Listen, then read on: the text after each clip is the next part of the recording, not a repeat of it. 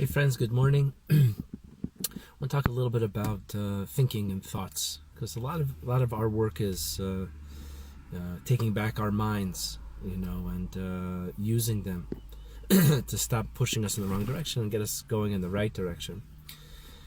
But I heard another slant on it, or maybe if you keep coming at something from different angles, everyone hears the thing they need to hear in the right way. But there's two different ways, just types of speaking, or ways in which we speak. We either speak to other people, or we speak to ourselves. That's it. And it's going on all day long. But the majority of our speaking is really to ourselves. So I heard one idea. I mean, like, how do you know how many thoughts a person has in a day? So there's different research. One thing I heard recently was 50,000 thoughts. Okay, fine. 90,000 whatever. I don't know how you come with the number, but we'll all agree we do an awful lot of thinking throughout the day.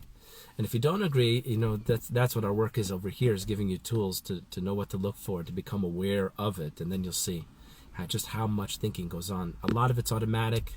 We naturally do it. We've been doing it since we were small kids, reacting to our environment. Unfortunately, nobody talked to us as kids about our thinking. It's kind of crazy if you think about it.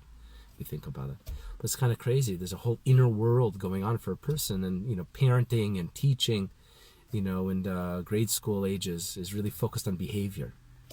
Not a whole lot about thinking, which is also processing feelings. The inner world of a child is not really discussed. It's all external. So you're kind of left on your own to try to figure it out. But but think about this for a moment.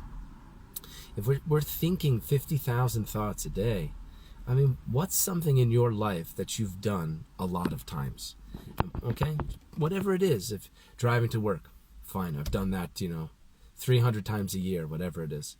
But think about anything that you've done a lot of times. What's something you've done 100 times? What's happened as you've done it more, that many times? You become proficient at it, really good at it. Develop a level of mastery. If you played a sport as a kid, you practiced and practiced, you started to get better at it, good at it. In college, learning a language, something like that. But anything in your life that you've done a lot of, you've developed a strength in it, you're proficient in it, you become connected to it.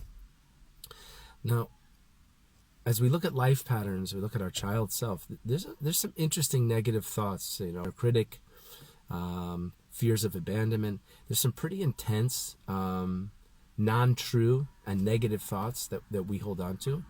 And we've been thinking them and saying them to ourselves over and over and over again. So if that kind of proficiency and mastery develops in the positive when we practice something, what's happening in the negative? How much of these thoughts are we thinking them into our being? We're like thinking them into our emotional DNA and making them a part of ourselves, which is why we can flip it and switch it. Of course, you need to know where it's coming from, and that's why just speak positive to yourself, challenge those thoughts. It's not enough.